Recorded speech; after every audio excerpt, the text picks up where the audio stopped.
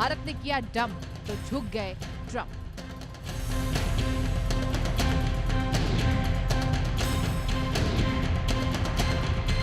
Prime Minister, it is a pleasure. तो America के राष्ट्रपति डोनाल्ड ट्रंप भारत आने को तैयार है। मोदी की तारीफ, भारत को धन्यवाद और रिश्तों में नई गर्माहट। लेकिन सवाल है कि क्या सब कुछ इतना आसान है? क्या वाकई दिल्ली और वॉशिंगटन के बीच सब कुछ ठीक चल रहा है, या मुस्कुराहट के पीछे छुपी है एक बड़ी सौदेबाजी? एक तरफ ट्रंप के भारत दौरे की चर्चा है तो दूसरी तरफ व्यापार समझौता अब भी अधूरा है। भारत तो चाहता है अमेरिका भारतीय कपड़ों, दवाइयों, ज्वेलरी और इंजीनियरिंग सामान पर टैक्स कम करे, लेकिन अमेरिका की भी अपनी शर्तें हैं। भारतीय छात्र अमेरिका में पहले से ही परेशान हैं। वो अमेरिका से पलायन कर रहे हैं। एक साल में करीब 30,000 भारतीय छात्रों ने अमेरिका की पढ़ाई बीच में छोड़कर यूरोप का रुख किया है। भारतीय छात्रों की नई पसंद जर्मनी, फ्रांस और नीदरलैंड्स बन गए। इन यूरोपीय देशों में वीजा प्रक्रिया आसान है और पढ़ाई के बाद नौकरियों के भी बेहतर अवसर हैं। तो क्या ट्रंप का भारत प्रेम सिर्फ दोस्ती है या दुनिया की बदलती ताकतों के बीच भारत की बढ़ती अहमियत? आज इसी पर बहस होगी, क्योंकि कहानी सिर्फ ट्रंप के भारत आने की नहीं है। कहानी उस सौदेबाजी की भी है जो भारत अमेरिका के रिश्तों की दिशा को तय करेगा, जिसमें अहम और महत्वपूर्ण भूमिका निभाएगी दोनों देशों की अर्थव्यवस्था। असल में 2027 में अमेरिकी राष्ट्रपति डोनाल्ड ट्रंप फिर भारत आने वाले हैं। इसके पहले भी वो 2020 में भारत आए थे। ये ट्रंप के दूसरे कार्यकाल की पहली भारत यात्रा हो सकती है। विदेश मंत्री मार्को रूबियो ने व्हाइट हाउस में इसका संकेत दिया है। अहमदाबाद में नमस्ते ट्रंप कार्यक्रम में शामिल हुए थे। हैदराबाद में अमेरिकी वाणिज्य दूतावास सड़क का नाम डोनाल्ड ट्रंप एवेन्यू हुआ और ट्रंप के संभावित भारत दौरे को रिश्ते मजबूत करने की कोशिश के तौर पर देखा जा रहा है। चीन को संतुलित करने के लिए अमेरिका को भारत की जरूरत है। इंडो पैसिफिक रणनीति में भारत की भूमिका लगातार बढ़ रही है। रक्षा, तकनीकी और व्यापार में अमेरिका भारत के साथ सहयोग बढ़ा रहा है। कई वैश्विक मुद्दों पर भी भारत अमेरिका का समर्थन चाहता है। अब भारत पहले से ज्यादा मजबूत आर्थिक और कूटनीतिक शक्ति। अमेरिका भारत को नाराज करने के बजाय साथ लेकर चलने की नीति अपना रहे हैं। तो भारत और अमेरिका अगर एक साथ जुगलबंदी करते हैं तो शायद यह अंतर्राष्ट्रीय स्तर पर बेहतर संकेत जाएगा, क्योंकि संकेत तमाम ऐसे देश हैं जो भारत के खिलाफ भी अपने संकेत दे रहे हैं और अमेरिका के साथ गलवैयां करते देखे जा रहे हैं। अब सबसे बड़ी स्थिति क्या होगी? ट्रंप के भारत दौरे पर किन मुद्दों पर बातचीत हो सकती है? आपको बता दें, ट्रेड डील और टैरिफ पर, भारत और अमेरिका के बीच बड़े व्यापार समझौते पर बात हो सकती है। दोनों देश सामान पर लगने वाले टैक्स कम करने की कोशिश कर सकते हैं। डिफेंस और मिलिट्री डील, दोनों देश रक्षा क्षेत्र में सहयोग बढ़ा सकते हैं और नए हथियार और सैन्य तकनीक पर भी समझौते हो सकते हैं। एआई और नई तकनीक पर मिलकर भी काम करने की योजना बन सकती है। टेक्नोलॉजी के क्षेत्र में साझेदारी और मजबूत हो सकती है। वैश्विक शांति सुरक्षा पर भी बात हो सकती है। मिडिल ईस्ट और दुनिया के बड़े विवादों पर भी चर्चा हो सकती है। दोनों देश शांति की स्थिति और सुरक्षा को लेकर साथ काम करने पर भी बात कर सकते हैं। लेकिन अपनी अपनी बातें, अपना अपना नफा नुकसान, अपने अपने फायदे, इन सब के बीच डोनाल्ड ट्रंप का व्यापारी होना, व्यापारी की तरह व्यवहार करना, ये तमाम सारी चीजें हैं जो साफ तौर पर देखी जाती है। विस्तार से चर्चा करेंगे, समझने की कोशिश करेंगे। मेरे साथ कुछ मेहमान होंगे, मैं आपका उनसे परिचय करा देता हूं। लेकिन भारत अमेरिका में जो व्यापार चल रहा है, कितना कारोबार हुआ है, ये आपको उससे पहले एक बार बता देता हूं। अमेरिका भारत एक दूसरे को खरीदते और बेचते रहते हैं क्या? 2025 में भारत अमेरिका के बीच कुल व्यापार करीब 12.54 लाख करोड़ रुपए का। अमेरिका से भारत को आयात 4.46 लाख करोड़ का हुआ है। भारत से अमेरिका का निर्यात 8.07 लाख करोड़ का हुआ है और व्यापार में भारत को बड़ा निर्यात लाभ मिल रहा है, यानी कि भारत ने अमेरिका को ज्यादा सामान बेचा है, कम खरीदा है। अमेरिका आज भारत के सबसे बड़े व्यापारिक साझेदारों में शामिल है। अमेरिका से भारत का कच्चा तेल, कोयला, टेलीकॉम उपकरण, विमान के पुर्जे खरीदता है और भारत अमेरिका को दवाइयां, पेट्रोलियम उत्पाद, हीरे और ज्वेलरी, कपड़े, टेक्सटाइल भी भेजता है। यह है भारत और अमेरिका के बीच का रिश्ता। लेकिन इन तमाम सारी चीजों के बीच कुछ समझौते हैं व्यापार को लेकर, जो दोनों देशों के बीच में फांस बने हुए हैं। भारत अमेरिका में मुश्किल क्या है और आखिर व्यापार समझौते में कहां पर पैंच फंसा हुआ है, यह भी आपको बता देता हूं। फरवरी 2026 में दोनों देशों ने व्यापार समझौते पर सहमति बनाई थी, लेकिन यह समझौता अभी फाइनल नहीं हो पाया है। ट्रंप के कुछ टैरिफ पर अमेरिकी सुप्रीम कोर्ट के फैसले भी स्थिति उलझी हुई है। भारत चाहता है कि अमेरिका भारतीय सामान पर टैक्स कम करे, खासकर कपड़े, ज्वेलरी और दवाइयों के साथ साथ दूसरे उत्पाद भी। अमेरिका चाहता है कि भारत अमेरिका सामान ज्यादा खरीदे और अमेरिका अपने कृषि उत्पादों को भारत में ज्यादा बेचने की मांग कर रहा है और कृषि बाजारों को खोलने की मांग कर रहा है। भारत का डर है कि इससे भारतीय किसानों को नुकसान हो सकता है। डेयरी उत्पादों को लेकर भी दोनों देशों में सहमति नहीं बन पा रही है। इसी वजह से व्यापार समझौते पर अभी तक अंतिम फैसला नहीं हुआ है। इसलिए कभी कभी बीच में तल्खी दिखाई देती है। चर्चा करेंगे, समझने की कोशिश करेंगे। वीजा की दिक्कतें हैं ही हैं। मैं अपने मेहमानों का परिचय आपको एक बार करा देता हूं। मेहमान मेरे साथ कौन कौन जुड़ रहे हैं। सुरेंद्र लाली इस वक्त मेरे साथ मौजूद हैं, उनसे मैं आपका परिचय करा देता हूं। लेफ्टिनेंट जनरल संजय कुलकर्णी मेरे साथ मौजूद होंगे और डिफेंस के मामले पर बताएंगे। और इसके साथ साथ आदित्य कोठारी लंदन से मेरे साथ जुड़ेंगे। सबसे पहले तमाम सारी बातों के बीच में संजय कुलकर्णी के पास चलूंगा, उनसे ये जानने की कोशिश करूंगा। संजय जी में मेरे साथ होंगे, लेकिन सुरेंद्र लाली मेरे साथ मौजूद हैं। सुरेंद्र लाली, मैं आपसे ये पूछना चाहता हूं कि एक बार फिर से भारत और अमेरिका के बीच मोदी और नरेंद्र मोदी एक बार फिर से चर्चा करने को तैयार हैं। हालांकि इस बीच तल्खियां देखी गई दोनों देशों के, खासकर डोनाल्ड ट्रंप के ऐसे बयान आए और ट्रंप टैरिफ के नाम पर जिस तरीके से टेरर फैलाने की कोशिश की गई। तो क्या अब लगता है कि दोनों देशों के बीच जो व्यापारिक रिश्ते हैं वो आगे बढ़ पाएंगे? वो तमाम समझौते जिनकी रूपरेखा तैयार हो चुकी थी, कैनवस पर करीब करीब तैयार कर लिए गए थे, लेकिन रंग नहीं भर पाए थे, तो क्या अब वो व्यापारिक एग्रीमेंट, अब बिजनेस एग्रीमेंट, व्यापारिक समझौते पर रंग भर जाएंगे? नमस्कार मनोज जी, मुझे बशीर बद्र साहब का एक शेर याद आता है कि बड़े लोगों से मिलने में हमेशा फासला रखना, बड़े लोगों से मिलने में हमेशा फासला रखना। जब दरिया समंदर में मिलता है तो दरिया नहीं रहता। हमारे प्रधानमंत्री साहब ने भी देखिए डोनाल्ड ट्रंप की हर बात का जवाब नहीं दिया, क्योंकि बनता भी नहीं था। अंग्रेजी में कहते हैं no response is a very powerful response. मेरी खामोशी को मेरी कमजोरी मत समझना मनोज जी, मेरी खामोशी को मेरी मजबूरी मत समझना। मैं वो समंदर हूं जो शांत रहकर भी तूफान रखता हूं। अब अमेरिका के बारे, इससे पहले कि मैं कहूं, हेनरी किसिंजर साहब उनके बहुत फेमस मंत्री रहे हैं, विदेश मंत्री रहे हैं। और मैं अमेरिका के सबसे ज्यादा विदेश मंत्री साहब की बात को हिंदी में आपको बताता हूं, जिसका अनुवाद है कि अमेरिका का दुश्मन होना खतरनाक हो सकता है, लेकिन दोस्ती होना घातक और जानलेवा हो सकता है। तो ये बात तो हम, क्योंकि हम तो 5,000 साल पुरानी सभ्यता है, तो हमने तो 800 साल मुगलों को झेला, 200 साल अंग्रेजों को झेला, तो ये तो अभी 250 साल का मुल्क है अमेरिका भी। 4 जुलाई को वो अपने 250 साल मनाएंगे। तो अब देखिए किस तरह हमने अपनी जो डिप्लोमेसी थी, कूटनीति को, उसको किस तरह से बढ़िया तरीके से संभाला।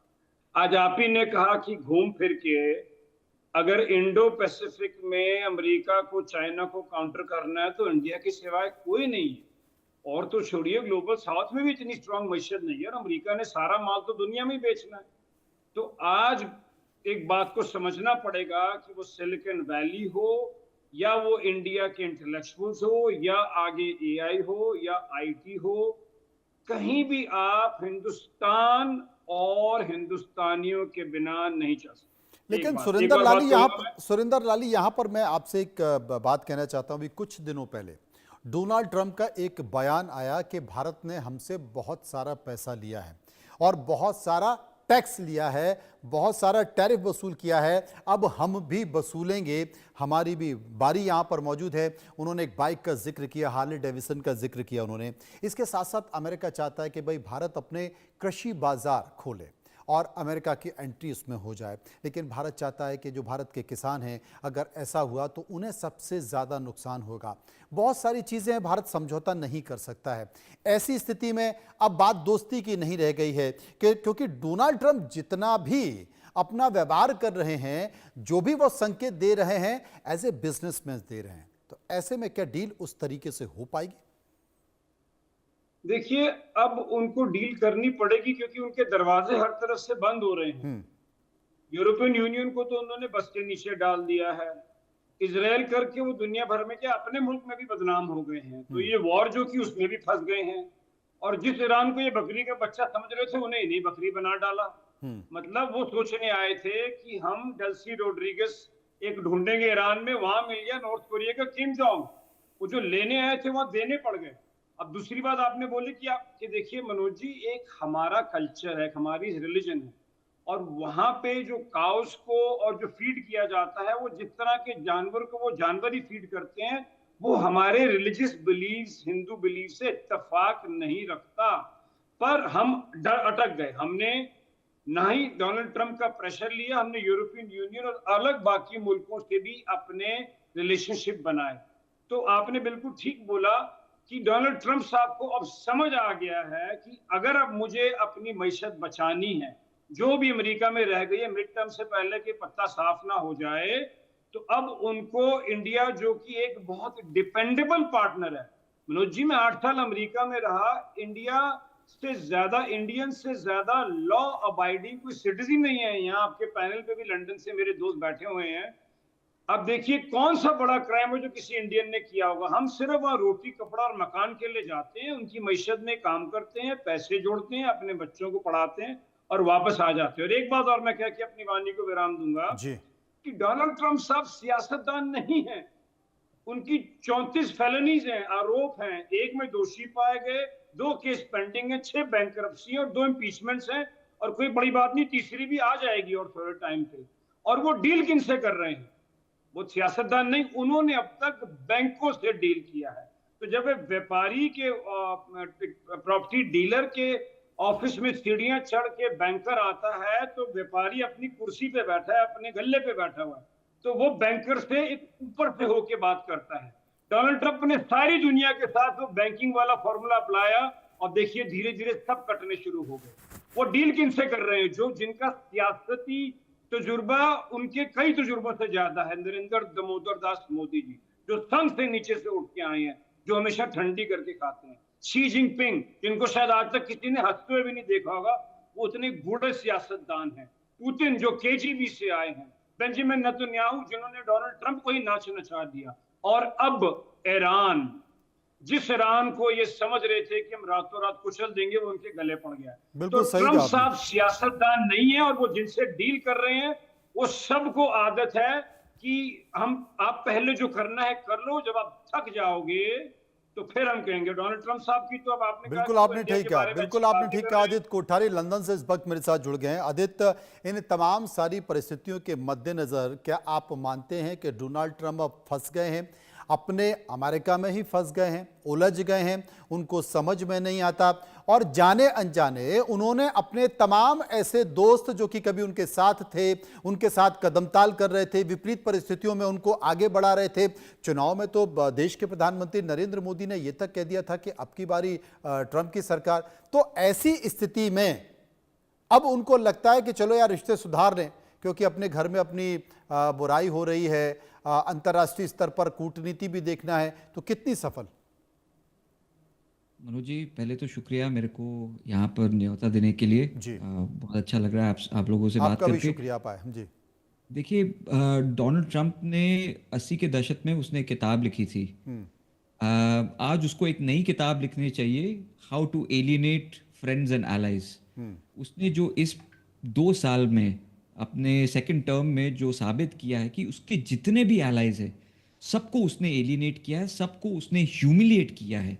चाहे वो जापान के प्रधानमंत्री हो, चाहे वो हमारे यहाँ यूके के केयर स्टार्मर साहब हो, वहाँ फ्रांस में मैक्रोन साहब हो, सबको उसने ह्यूमिलिएट किया है और सब ने मुंह तोड़ जवाब दिया है डोनाल्ड ट्रंप को कि भाई सियासत और डिप्लोमेसी ऐसे नहीं रची जाती है।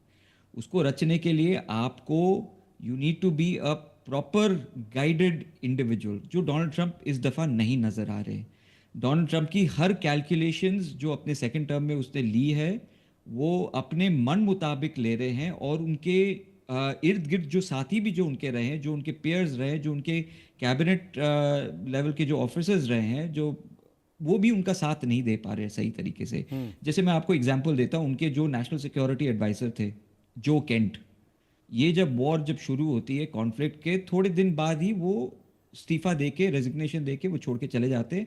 वो कहते हैं कि भाई मेरी बात यहाँ पर कोई सुन नहीं रहा है, I am the national security adviser, मेरे को टेररिज्म के बारे में सबसे ज़्यादा पता है इस मुल्क में, मैं ब्रीफिंग देता हूँ डोनाल्ड ट्रंप को, मैं डोनाल्ड ट्रंप से ये कह रहा हूँ कि ये वॉर में जाना हमारे लिए सेल्फ सैबोटेज है, बिकॉज ये आपको इजराइल पुश कर रहा है आपको इस कॉन्फ्लिक्ट में, और आप हुए चले जा रहे हो।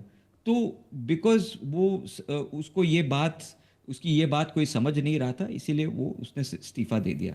रहा बात उसके इर्द गिर्द बाकी लोगों की, जैसे आप हार्वर्ड लटनिक की बात करें, जो हिंदुस्तान पे चढ़ चढ़ के इधर उधर की गंदी पता नहीं क्या क्या क्या सब बातें वो कह रहा था कास्ट सिस्टम को लेके और अदानी अंबानी को लेके। उसको शायद ये भी नहीं पता कि अदानी साहब जो है वो कोई कास्ट सिस्टम में फिट भी नहीं होते, वो जैन है।